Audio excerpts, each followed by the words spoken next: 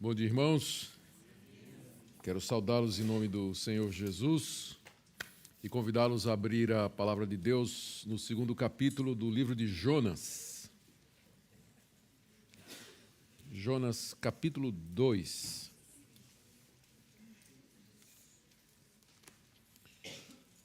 Vamos fazer a leitura de todo o capítulo. Então Jonas, do ventre do peixe, orou ao Senhor seu Deus e disse: Na minha angústia clamei ao Senhor, e ele me respondeu. Do ventre do abismo gritei, e tu me ouviste a voz. Pois me lançaste no profundo, no coração dos mares, e a corrente das águas me cercou. Todas as tuas ondas e as tuas vagas passaram por cima de mim. Então eu disse: Lançado estou de diante dos teus olhos. Tornarei porventura a ver o teu santo templo? As águas me cercaram até a alma, o abismo me rodeou, e as algas se enrolaram na minha cabeça. Desci até os fundamentos dos montes, desci até a terra, cujos ferrolhos se correram sobre mim para sempre. Contudo, fizeste subir da sepultura minha vida, ó Senhor meu Deus. Quando dentro de mim desfalecia a minha alma, eu me lembrei do Senhor. E subiu a ti a minha oração no teu santo templo. Os que se entregam à idolatria vã abandonam aquele que lhes é misericordioso. Mas com a voz do agradecimento eu te oferecerei sacrifício. O que votei, pagarei. Ao Senhor pertence a salvação. Falou, pois, o Senhor ao peixe, e este vomitou a Jonas na terra. Até aqui a leitura da palavra de Deus. Nós vamos orar, pedindo que Ele nos oriente e nos ilumine na compreensão dessa palavra. Graças, ó Deus, por tudo que já foi dito na manhã desse dia. Graças pela comunhão dos santos, pelo privilégio de tirarmos um tempo dos nossos afazeres para nos dedicarmos ao estudo da Tua Palavra e a conhecer mais a Teu respeito. Obrigado por essa conferência. Pedimos que Teu bendito Espírito Santo continue a nos orientar e que agora nos dês iluminação na compreensão da Tua Palavra aqui revelada. Que o Senhor fale ao nosso coração. Em nome de Jesus. Amém. Muito bem, o que é que nós vimos até agora? Nós vimos que o livro de Jonas tem como objetivo apresentar o Deus de Israel e algumas das suas características ou atributos que eram extremamente pertinentes para o momento que Israel vivia na época que Jonas, o autor do livro, o preparou. Jonas era um profeta estabelecido em Israel. Ele é um dos primeiros profetas. Ele viveu durante o tempo do rei Jeroboão II, um período de prosperidade na nação de Israel. O próprio Jonas havia profetizado que Deus haveria de trazer libertação à nação de Israel e aquele período de expansão, como de fato aconteceu. E Deus então lhe aparece e o convoca para pregar a palavra em Nínive, que era uma das capitais, se não a mais importante, do reino da Síria, ao nordeste de Israel, lá na região da Mesopotâmia, 800 quilômetros de distância. E nós vimos como Jonas, então, ele resiste ao chamado de Deus. E ele tenta fugir da presença do Senhor, entrando no navio que vai para o outro lado da direção que Deus havia mandado. E no seu grande amor e na sua misericórdia, Deus vai atrás do profeta Fujão. E o encontra lá no oceano, manda uma grande tempestade, conhecemos a história. Os marinheiros estão apavorados, clamando aos seus deuses, procuram descobrir quem ofendeu algum deus e descobrem que Jonas está fugindo exatamente do Deus que é o Criador do mar, da terra e de tudo o que há. E mesmo que eles não queriam terminar com a vida de Jonas, acabam fazendo o que Jonas diz, que é lançá-lo no mar, porque o próprio Jonas entendeu que era Deus que estava por detrás de tudo aquilo, por conta da sua desobediência, que ele confessa: sei que por minha causa veio todas estas coisas. Ele assume as consequências e está disposto a morrer por aquilo que ele havia feito. O livro de Jonas não termina aqui, naturalmente, no capítulo 1, mas mostra como, afinal, Deus cumpriu o seu propósito. E Jonas vai pregar em Nínive. E lá há um grande avivamento espiritual, a cidade se converte, e o que deixa Jonas extremamente chateado, não é? Irado, ele não queria que isso acontecesse. O último capítulo do livro é uma lição que Deus dá ao profeta, que termina mostrando que Deus é misericordioso com quem Ele quer ser misericordioso, e não com aqueles que nós achamos que merecem a misericórdia de Deus. E isso compõe um dos temas centrais do livro. O tema maior é o Deus de Israel, Yahweh. Ele é o Deus soberano sobre todas as coisas, sobre todos os deuses, sobre toda a sua criação. Como nós dissemos ontem, tudo aqui no livro obedece a Deus, a natureza obedece a Deus, a história segue o curso que ele traçou, os homens têm que se curvar diante dele. O livro também fala da necessidade do arrependimento e da mudança sincera de vida, para que nós tenhamos comunhão com esse Deus. O livro fala que Deus é Deus não somente de Israel, mas de todas as nações. Alguns acham, inclusive, que esse livro é um libelo, é um pronunciado público do profeta contra o nacionalismo da nação de Israel. Ele, Jonas, era bem nacionalista, mas agora, no final da história, se de fato ele compreendeu a lição que está no final, ele mostra que Deus é Senhor não somente de Israel, mas de todas as nações. Enfim, como nós dissemos, a estrela do livro não é Jonas, mas o Deus de Jonas, o Deus que age, o Deus que chama, o Deus que ouve, o Deus que perdoa e que é misericordioso. Hoje nós veremos no capítulo 2 o salmo que Jonas compôs para descrever os seus pensamentos e as suas sensações à medida que ele estava morrendo afogado e foi salvo pela chegada de um peixe e a gratidão que Jonas demonstra depois disso. É isso que é o nosso capítulo 2. Ele está dividido da seguinte maneira. Primeiro, no verso 1, você tem o tema. Jonas, do ventre do peixe, orou ao Senhor, seu Deus. Então, o que nós temos aqui é exatamente a descrição dos sentimentos de Jonas à medida que ele morria e a oração que ele fez. No verso 2, você tem o resumo do que ele vai dizer aqui. Na angústia, ele clamou ao Senhor e Deus lhe respondeu. E a partir do verso 3 até o verso 7, a descrição dos sentimentos dele à medida que ele morria afogado, né? À medida que ele ia se afundando, e até o ponto em que ele é salvo. E do verso 8 até o verso 9, a conclusão, ou as conclusões a que Jonas chegou dessa experiência. E no verso 10, ele é lançado de volta à terra. O primeiro ponto que eu queria ver com vocês é aquele que eu já mencionei, o fato de que o capítulo 2, ele vem sob a forma de um salmo.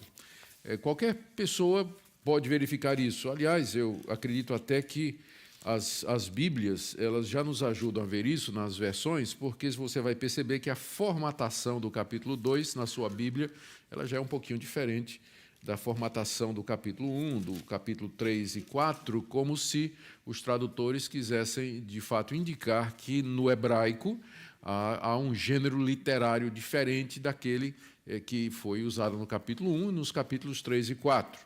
E, de fato, o capítulo 2 ele vem sob a forma de um salmo. E esse fato tem levado alguns estudiosos a reforçar a hipótese de que esse livro ele é uma ficção.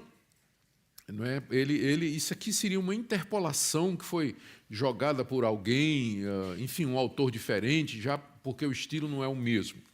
Eu acho sempre muito engraçado esses críticos literários, especialmente a crítica da forma e a crítica documentária, que fica procurando autores diferentes toda vez que o livro muda de gênero, como se um autor não pudesse variar o seu estilo, ou como se, através da sua vida, a gente mesmo não mudasse o estilo de escrever. Eu guardo os sermões que eu preguei desde que fui alcançado pela graça de Deus, com 22 anos, comecei a pregar, e eu tenho esses sermões, e eu olho para aqueles sermões e eu não me reconheço ali. Não é possível, né? Não sei quem escreveu aquilo ali, porque é um estilo completamente diferente. E eu posso ver com muita clareza nessa documentação, né, dos meus sermões, através da história, as variações, as mudanças, o aprendizado. Eu suponho que um dia alguém pegasse a coleção dos meus esboços de sermões e fosse dar uma analisada, se ele fosse seguir os critérios que alguns críticos da forma ou da redação usam hoje para analisar a Bíblia, ele diria, não, esse aqui é Augustus, esse aqui é Deutero Augustus, isso aqui é Trito Augustus, e por aí vai, porque o estilo é diferente. Como se não houvesse desenvolvimento nos escritores, ou como se circunstâncias diferentes não exigissem um estilo diferente de escrita, não é? Então, eu acho muito engraçado, né, como eles fazem esse tipo de coisa. Se eles fossem aplicar esse tipo de crítica aos escritos de Shakespeare, por exemplo, alguém já verificou isso com muita clareza, diria que houve vários Shakespeares, não é? E que ele não é o autor da obra que tem o seu nome, porque os estilos variam. Então, na verdade, o que existe é um desejo de destruir a integridade dos textos do livro bíblico e, assim, diminuir a sua autoridade. Não há razão nenhuma pela qual um mesmo autor não pudesse ter escrito o capítulo 2, só porque o estilo é completamente diferente. Especialmente quando nós nos lembramos de que quem escreveu foi um judeu. Esse salmo, né? Capítulo 2 é praticamente um salmo, ele é bastante similar aos salmos de livramento que nós encontramos no livro de Salmos. Esses salmos de livramento, eles seguem uma estrutura, não necessariamente nessa ordem, onde há um pedido de socorro, há uma descrição do problema que o salmista está passando, há uma oração pedindo livramento, o livramento em si, e termina geralmente com agradecimentos e votos. Se você depois quiser fazer uma comparação, eis aqui os salmos de livramento. São 12 salmos de livramento. 18, 21, 30, 31, 34, 40, 66, 92, 103, 108, 116 e 118. São salmos que têm uma estrutura bem parecida com esse capítulo 2 do livro de Jonas. Nós mencionamos também que seria bastante natural que Jonas, ao escrever ou narrar essa experiência profunda que ele teve, uma experiência de quase morte, que ele fizesse isso na linguagem que ele estava acostumado a ouvir. Jonas era um hebreu, era um judeu. O judeu ia, pelo menos, embora Jonas fosse do Reino do Norte e o templo de Jerusalém estava no Reino do Sul, mas o homem judeu ele ia ao templo pelo menos 3 vezes ao ano, no mínimo, para participar das grandes festas, ou não regularmente para levar, quando não regularmente, para levar os seus sacrifícios e suas ofertas. E lá no templo, durante essas festividades e cultos e tudo mais, o que se cantava e o que se recitava era exatamente os salmos. O salmo, então, era a linguagem do israelita piedoso. Jesus, por exemplo, quando estava na cruz, ele expressou o seu sofrimento e a dor que ele sentia exatamente na linguagem dos salmos. Deus meu, por que me desamparastes? É um dos salmos de Davi. Então, é natural para o israelita piedoso, na hora que ele vai expressar os seus sentimentos, que ele faça isso no tipo de linguagem que ele estava familiarizado. Então, não há dificuldade alguma, não é que Jonas tenha feito isso. Depois da experiência, provavelmente, quando ele volta para casa, então, e ele resolve escrever aquilo que aconteceu, ele descreve essa sensação nos termos de um salmo. Qual a importância desse capítulo, então, para o livro? Ele está aqui para mostrar que Deus ouve a oração daquele que se arrepende e clama a Ele. O mesmo Deus que ouviu o clamor dos marinheiros e é o mesmo Deus que vai ouvir o clamor dos ninivitas, Ele é o Deus que ouve o clamor do seu servo, arrependido, e que agora reconhece a desobediência que havia cometido. Então, esse é o objetivo maior, revelar essa compaixão de Deus e sua disposição de atender aqueles que o buscam em verdadeira contrição. Não somente o hebreu Jonas, mas também os pagãos que se voltam para ele em verdade tendo ouvido a respeito desse Deus verdadeiro. E eu acho que esse capítulo também, ele tem como objetivo mostrar que Jonas tinha experimentado a misericórdia de Deus e que, portanto, ele deveria estar pronto para estender essa misericórdia para os ninivitas. Há um conflito no livro, como fica claro de perceber, entre a obediência que Jonas sente que deve a Deus e a amargura que ele tem para com os ninivitas, o ódio que ele tem para com aquele povo, e o seu senso de justiça que não permite, não admite que Deus possa perdoar uma nação tão cruel e maldosa como aquela.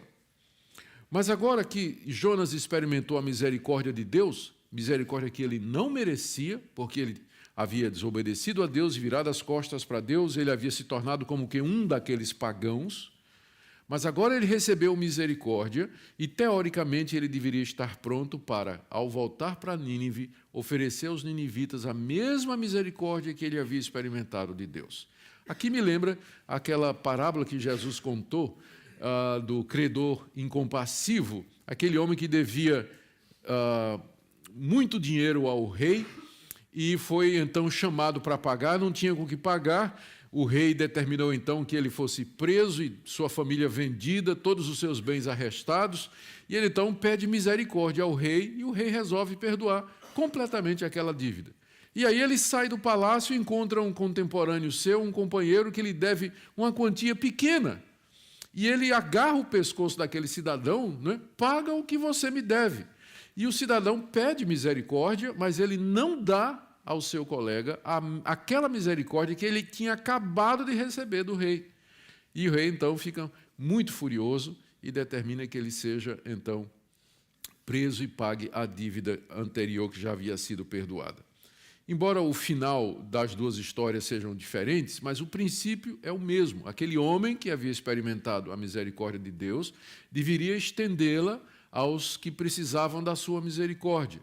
Da mesma forma, Jonas, que no capítulo 2 é salvo pela misericórdia de Deus, deveria oferecer misericórdia ao povo de Nínive, mas ele acaba sem fazer isso e o livro termina em aberto. Será que Jonas entendeu?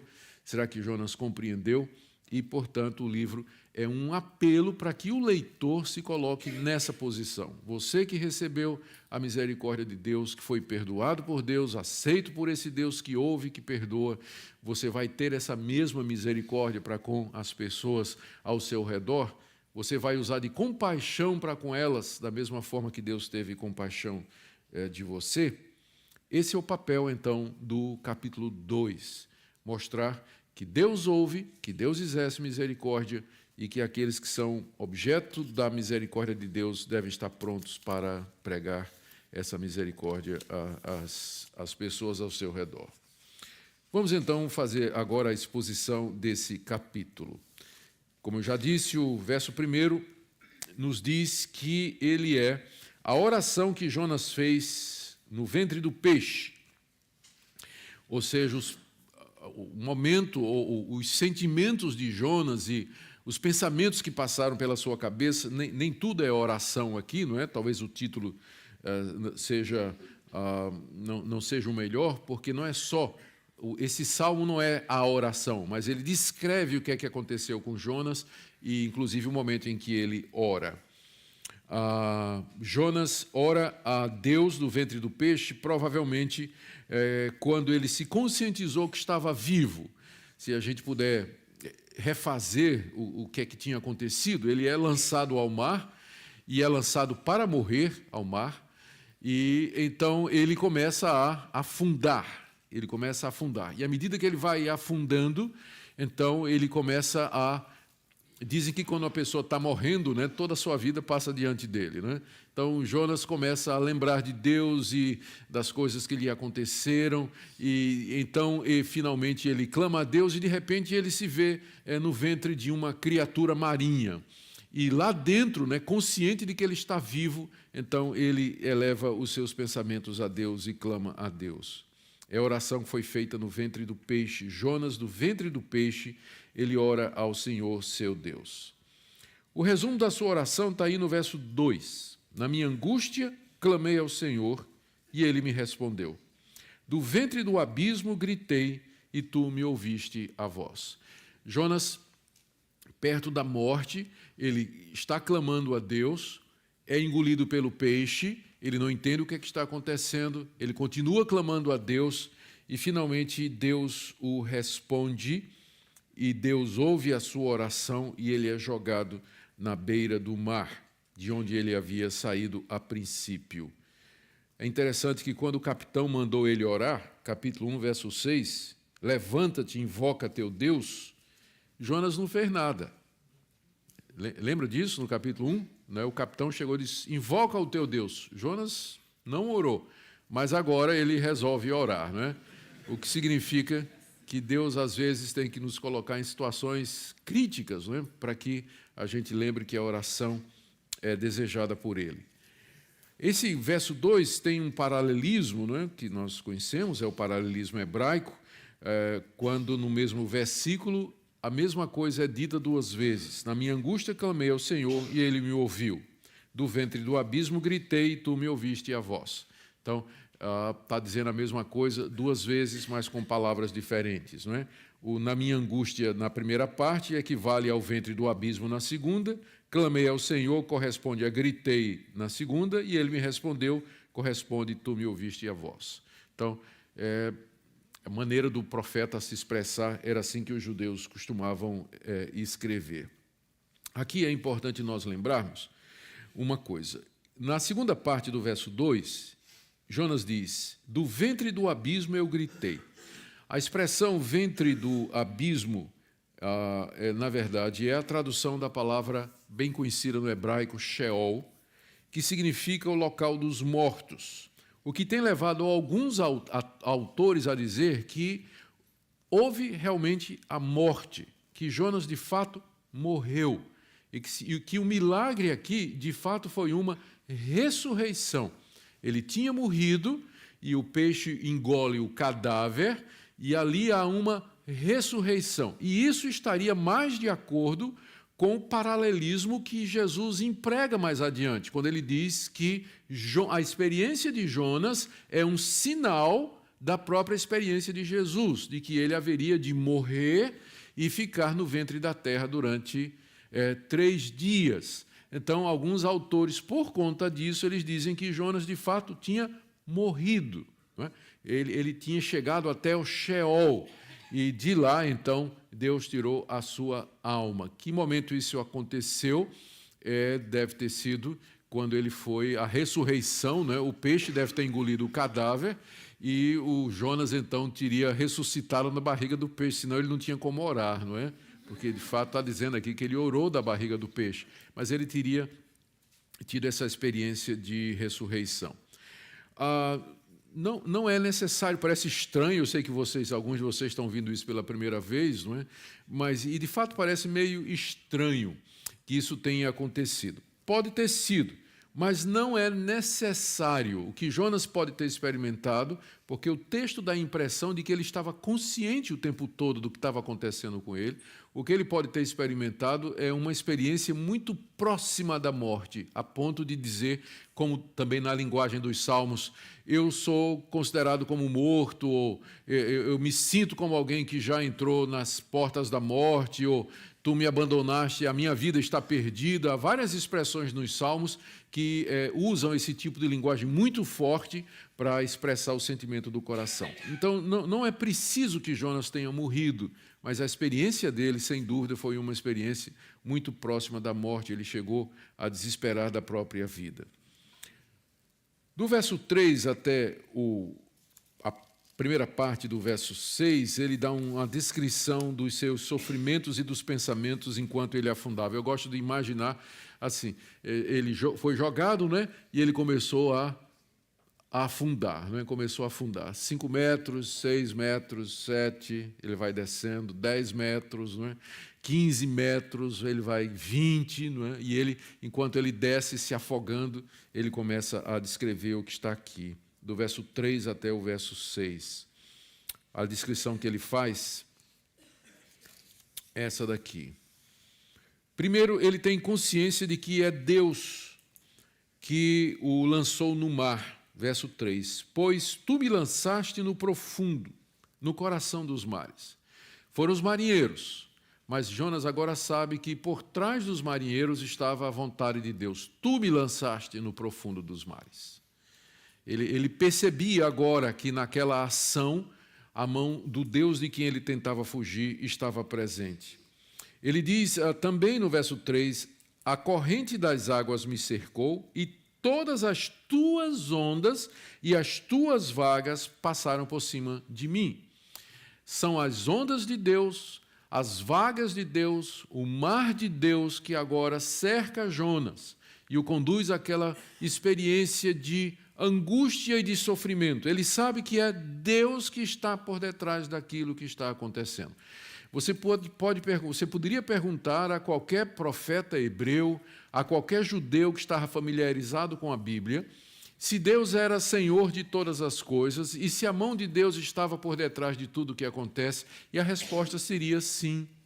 Essa era a crença de Israel, e é a crença dos cristãos, que Deus está por detrás do passarinho que cai, do cabelo que cai, do vento que sopra, de toda a providência, de tudo que acontece, Deus está por detrás. Ele é imanente, ele está presente na sua criação. Ele é onipresente, ele sabe, está presente em todas as coisas e onisciente, porque sabe de tudo o que acontece.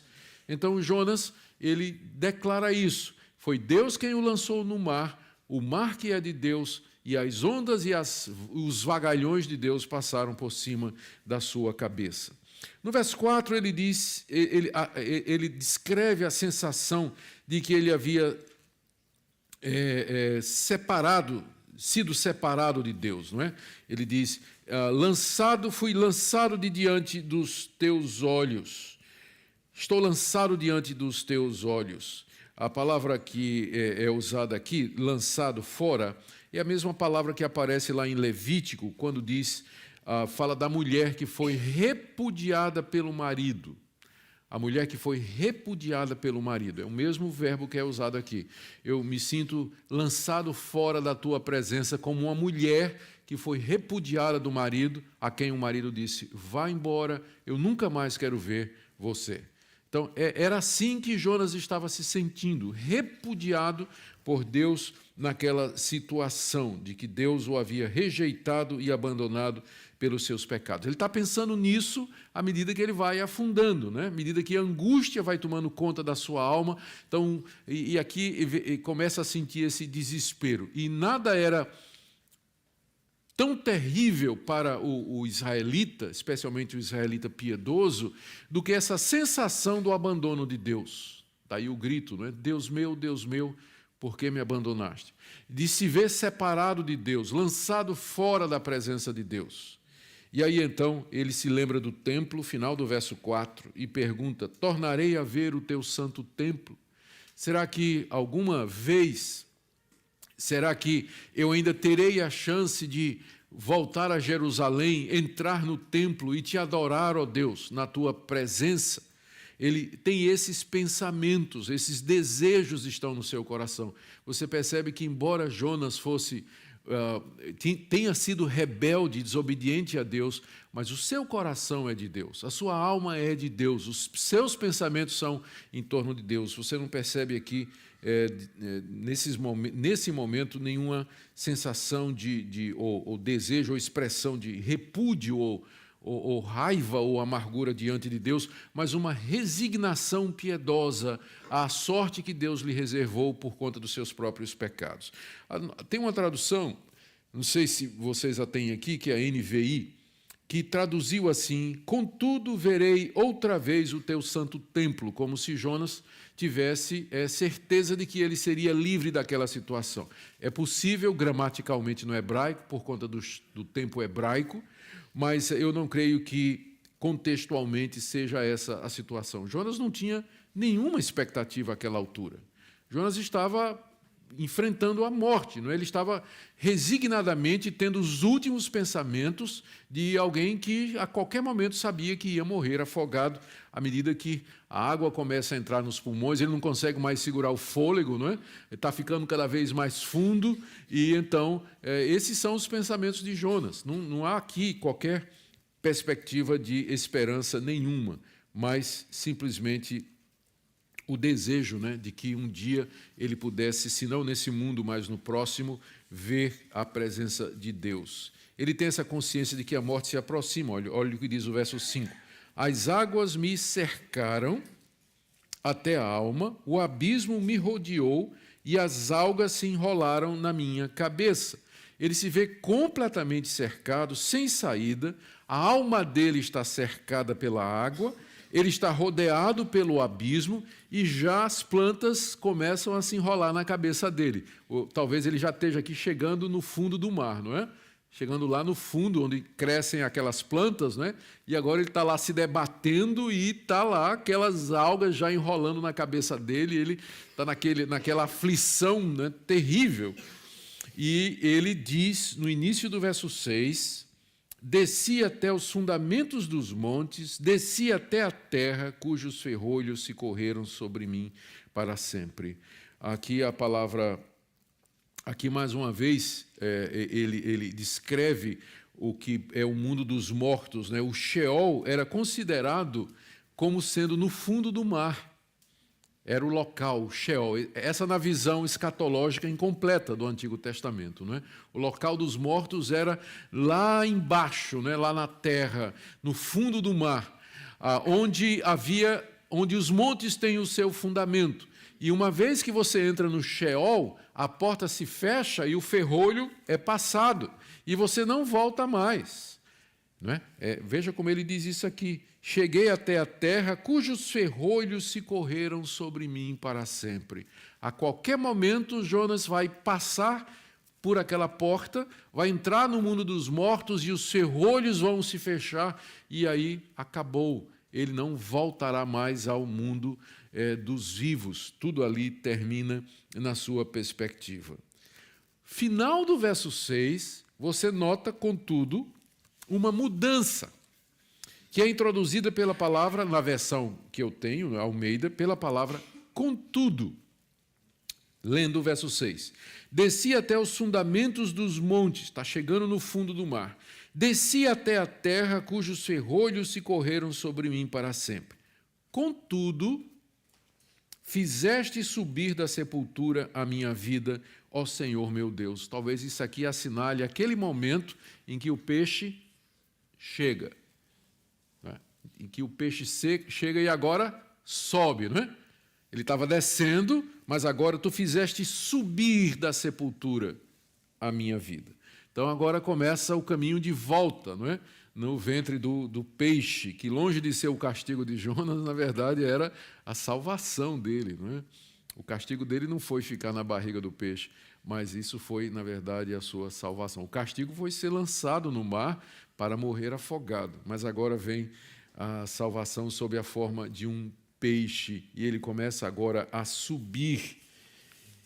E no verso 7, ele explica, ele dá razão, né? Quando dentro de mim desfalecia a minha alma, eu me lembrei do Senhor, e subiu a ti a minha oração no teu santo templo. Já, né, dando o último suspiro, se é que é possível, embaixo d'água, né? Já naqueles momentos finais, Jonas se lembra de Deus e clama a Deus. E a oração subiu ao santo templo de Deus, que é o local da sua habitação. E em seguida, então, ele é salvo por aquele peixe. Que experiência extraordinária desse homem, não é? Experiência de desespero total que termina com a salvação que Deus lhe envia através daquele peixe. Jonas é chamado o filho pródigo do Antigo Testamento, em que Deus o leva a uma experiência extrema de perda, de desespero, para finalmente salvá-lo através do arrependimento e da resposta de oração. Jonas representa muito bem a nossa situação como pecadores perdidos, desesperados, ao fim da nossa esperança, quando finalmente Deus nos atende e nos ouve. As conclusões a que Jonas chega, ainda no ventre do peixe, versos 8 e 9. Primeiro, verso 8, a inutilidade da idolatria. Os que se entregam à idolatria vã abandonam aquele que lhes é misericordioso. Talvez Jonas estivesse fazendo uma referência aos marinheiros idólatras que clamavam aos seus deuses, né?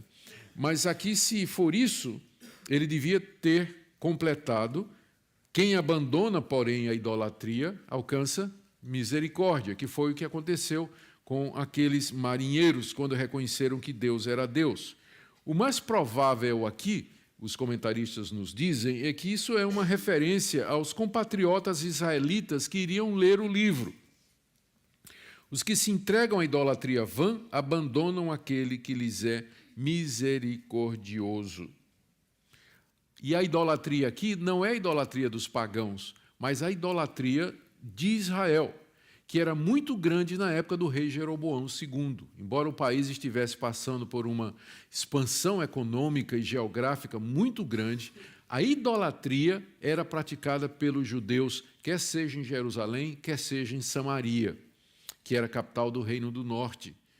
E Jonas agora, ele percebe isso, que Deus é Deus, ele é o único Deus verdadeiro a quem vale a pena servir. É o Deus que ouve as orações. Os deuses pagãos, eles não ouvem as orações, eles são falsos, eles não existem.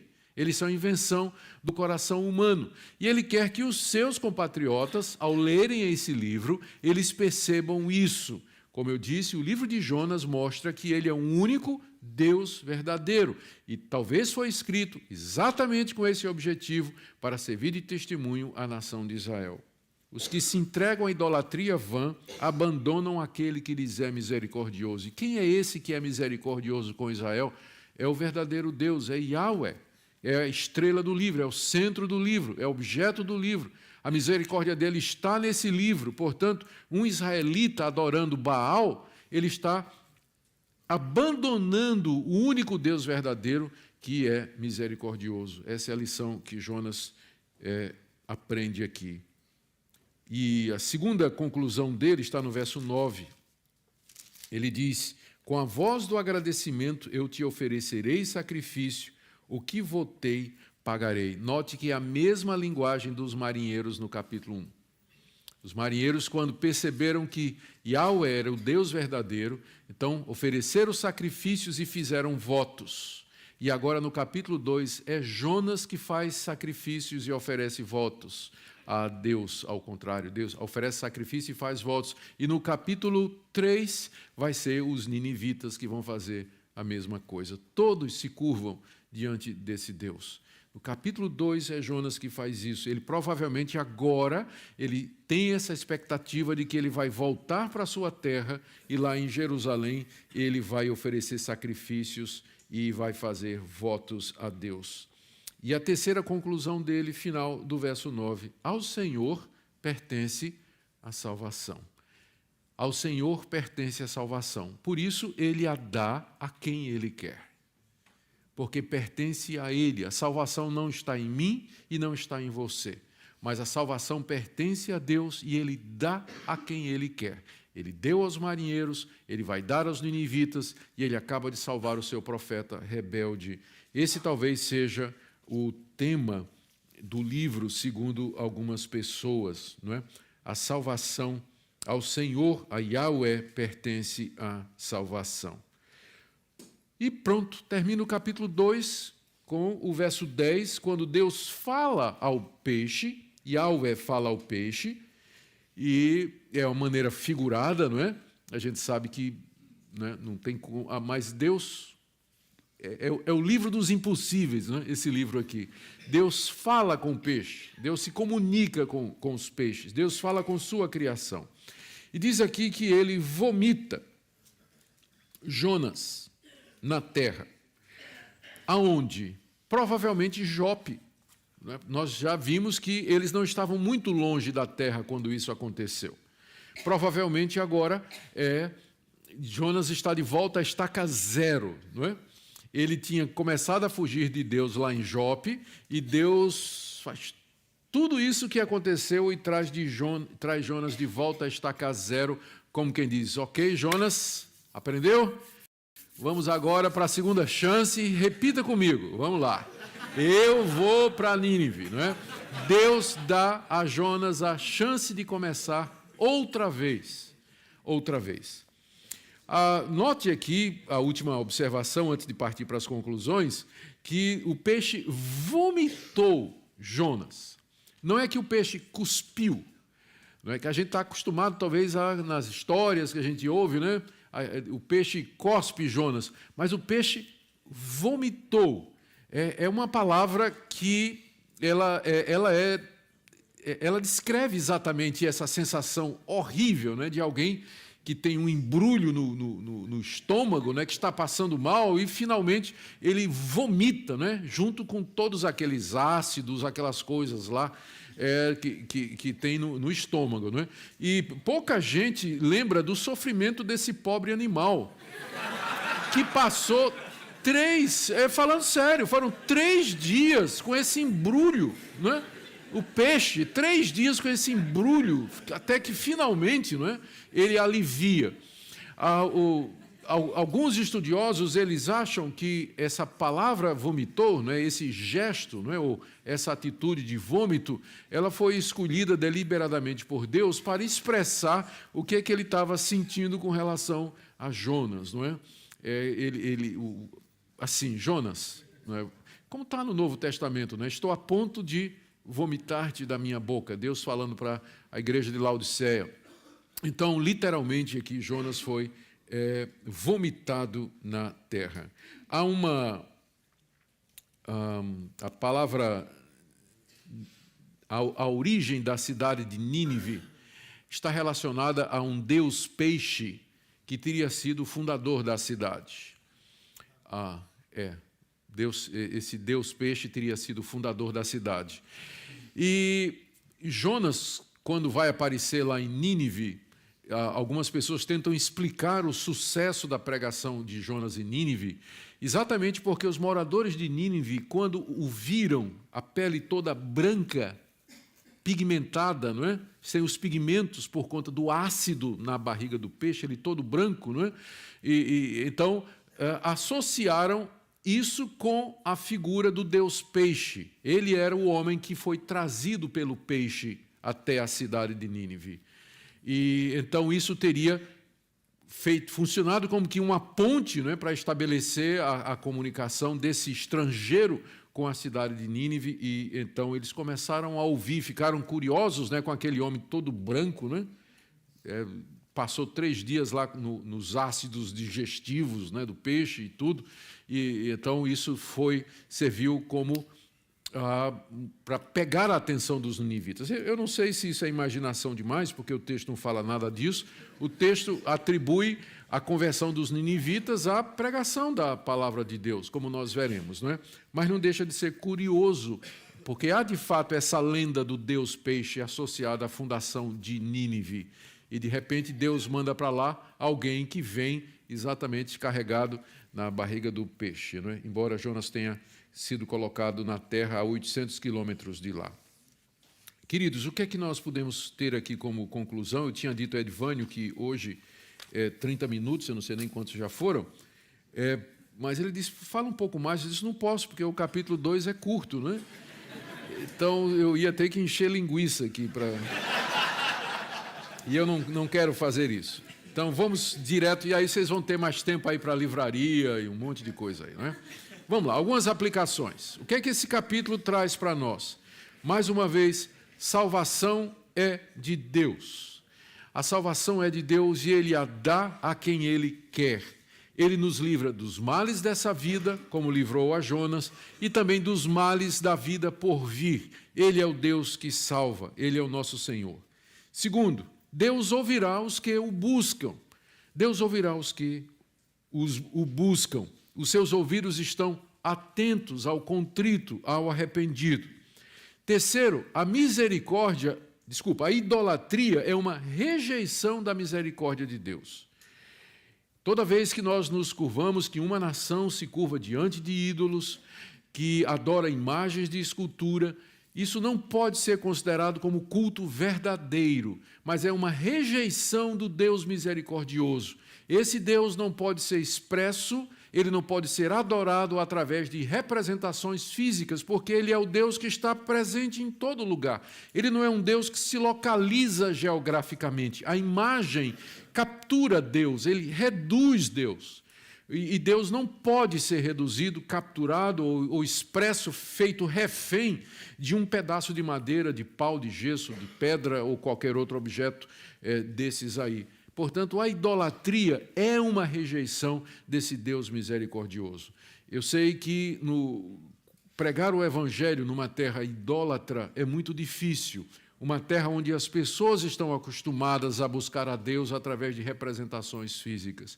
E, às vezes, pode haver a tendência na pregação nossa do Evangelho de querer acomodar a idolatria que é praticada à pregação do Evangelho, no sentido de que, não, as pessoas que adoram imagens de escultura, na verdade, elas são sinceras e elas estão se dirigindo ao mesmo Deus, só que dessa forma inadequada e dessa forma errada. Não é isso que a Bíblia diz. A idolatria é uma rejeição e um abandono do Deus que é misericordioso. Não tem como comprometer a pregação do Evangelho com qualquer forma de idolatria. Qualquer forma de idolatria. A idolatria é um abandono daquele que é misericordioso, porque ele é muito maior do que qualquer representação que nós possamos fazer dele. E a última coisa que eu queria trazer para nós aqui é que esse Deus que salva, ele faz isso mediante a morte e a ressurreição de Cristo, da qual, ou dos quais, a experiência de Jonas é apenas um tipo. Olhando a história de Jonas, apenas no contexto da época, nós vemos que, olhando aquela experiência dele, nós vemos que ela era necessária para preparar o profeta para Nínive. Ela foi necessária para preparar o profeta para pregar em Nínive, porque deveria ensinar a Jonas a misericórdia de Deus e o poder de Deus em salvar. E olhando do ponto de vista da história da redenção, do ponto de vista canônico, olhando a Bíblia já completa, essa experiência ela se torna um sinal, um tipo da morte do nosso Redentor e da sua ressurreição. Por isso que esse livro de Jonas ele é tão importante para nós, e é por isso que nós queremos tomá-lo como sendo história, como sendo literal, e não uma figura, uma lenda escrita por algum poeta ou artista hebreu. Mas o relato de fatos que aconteceram. O Deus que preservou a vida desse profeta no ventre de um grande peixe durante 3 dias e 3 noites, é o Deus que vai mandar o seu filho ficar prisioneiro no ventre da terra durante 3 dias e 3 noites e de lá ressurgir vitorioso para ser não somente o salvador de Nínive, como Jonas foi, mas para ser o salvador de todos aqueles no mundo que creem no seu nome. E eu queria que essa mensagem trouxesse esperança para nós. Eu sei que muitos de vocês labutam no ministério em situações difíceis. Poucas conversões, pouca receptividade, muita rejeição, muita idolatria. Mas, como eu disse, isso não é a respeito de você. O foco tem que ser nesse Deus. Deus misericordioso que atende às orações e a quem pertence a salvação. No tempo dele, na forma dele, ele haverá de salvar aqueles que ele quer.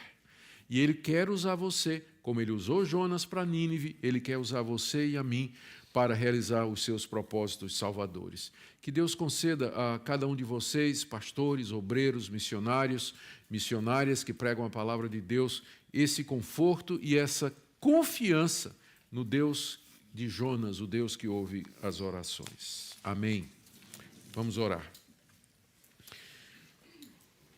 Ó Deus, do fundo do abismo nós clamamos a Ti.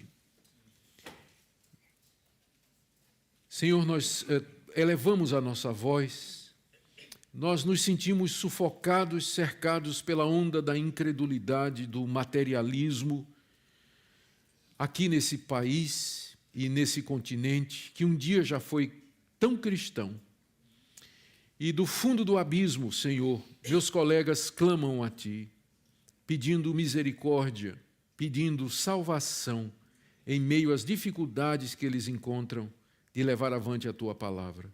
Tu és o Deus que ouve, Tu és o Deus que salva, o Deus que ressuscita, o Deus que envia recursos para nos livrar da destruição. Pedimos pela Tua igreja aqui em Portugal. É uma igreja pequena, mas é Tua igreja e é o Teu povo que Te clama, ó Deus.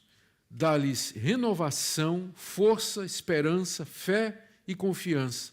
E oramos por um avivamento espiritual, Senhor, nessa nação. Tu és poderoso para fazer isso. Pedimos que mantenhas acesa a chama da nossa fé, à medida que nós semeamos e pregamos com lágrimas, que um dia também o Senhor faça essa semente prosperar e frutificar.